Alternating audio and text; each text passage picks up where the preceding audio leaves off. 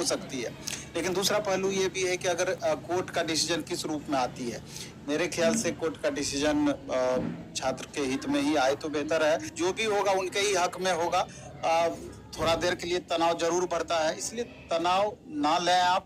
जो होने का होगा होगा। बहुत ज्यादा आप इसके बारे में सोचे ना।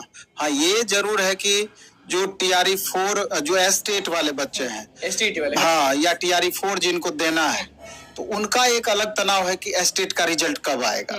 हाँ, तो अभ्यर्थी से हम ये कहना चाहेंगे कि आपको पता चलता है कि आप जो एग्जाम दिए हैं आपको कितना मार्क्स आ रहा है। स्टेट वाले को बता रहे हैं हम कि अगर लगता है कि मिनिमम क्वालिफाइंग मार्क्स से 2, 4, 5 नंबर भी अगर आपको ज्यादा है तो आराम से आप टीआरई 4 का तैयारी स्टार्ट कर लीजिए, क्योंकि गारंटी तो इस बात की जरूर है कि टीआरई 4 आएगी ही आएगी। कब तक आती है अब डिपेंड करेगी रिजल्ट पर। टीआरई 3 का जब रिजल्ट आएगा तो इस बच्चे को ज्वाइन करा दिया जाएगा।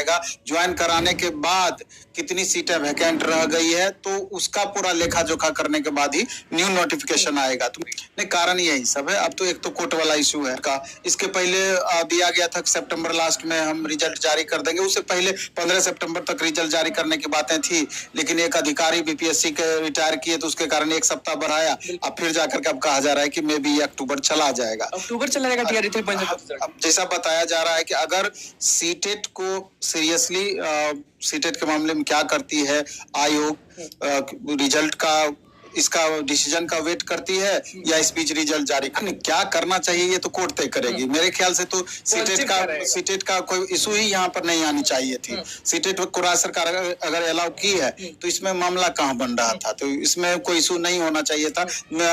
कि अभ्यर्थी को परेशान क्यों करना, क्योंकि अभ्यर्थी लगातार इतना मेहनत करके एग्जाम दिए, आप लास्ट में जाकर के एक आप फंसा रहे हैं। हाँ, तो इस ऐसे ही अभ्यर्थी परेशान चल रहे थे रिजल्ट को लेकर के। जैसे अगर राज्य सरकार के विरोध में ये डिसीजन जाता है तब एक बार सरकार सोचने को मजबूर हो जाएगी कि आखिर जो टीआरई 1 में रिजल्ट दिया गया सीटेट के अभ्यर्थी का, टीआरई 2 में दिया गया रिजल्ट सीटेट के अभ्यर्थी का, तो वहां पर क्या करना है। तो जिस हिसाब से आप देखें कि बीएड वाले अभ्यर्थी को 6ठे चरण की बहाली हुई थी, अभी तक उसके साथ छेड़छाड़ नहीं किया गया है, तो यहाँ पर भी अगर विपरीत परिस्थितियां आती है तो राज्य सरकार कुछ न कुछ उपाय करेगी। लेकिन इन अभ्यर्थियों को तनाव लेने की जरूरत नहीं है। जो भी होगा बेहतर ही होगा, इसलिए जो जॉब कर रहे हैं आप करते रहिए, कोई दिक्कत। शिक्षक बन चुके हैं वो शिक्षक।